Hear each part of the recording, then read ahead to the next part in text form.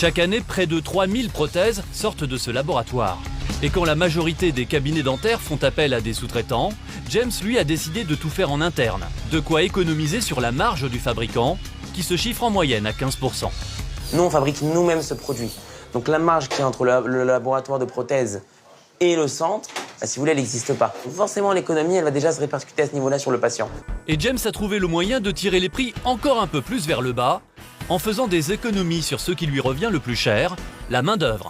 Si pour les prothèses les plus complexes, il ne peut compter que sur le travail minutieux de ses petites mains, nécessitant des heures, voire des jours de travail, pour les prothèses plus simples, il a mis la main sur un ouvrier hors pair, qui travaille à une vitesse éclair et qui ne lui coûte presque rien. C'est cette machine dernier cri. Une machine capable de remplacer le travail d'une dizaine de prothésistes. Il suffit d'un technicien aux manettes. Ici, plus besoin de moules, de pinceaux ou de toutes sortes d'outils. Le travail commence avec un scanner 3D. Et en quelques secondes, voici la mâchoire virtuelle du patient, à partir de laquelle le technicien va dessiner la dent manquante. C'est incisive ici, en bas. Et cela va très vite. Le temps de quelques clics. Pour chaque dent, ça peut prendre 15 minutes.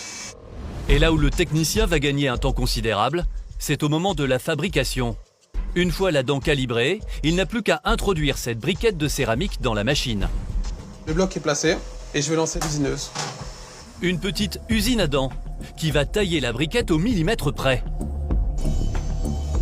Et un quart d'heure plus tard, le travail est terminé. Un temps record comparé au travail à la main et au pinceau dans l'atelier d'à côté. Oh, je pense qu'on peut aller 3 fois plus vite, 2 à 3 fois plus vite qu'une fabrication normale. Cette machine a demandé un gros investissement de départ, plus de 150 000 €. Mais James s'y retrouve largement.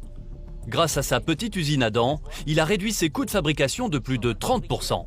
C'est grâce aux machines, tout simplement. L'apport d'une machine, c'est forcément de la main-d'œuvre en moins. Donc dès lors que c'est de la main-d'œuvre en moins, ça coûte moins cher. Moins cher pour James et donc au final pour le patient.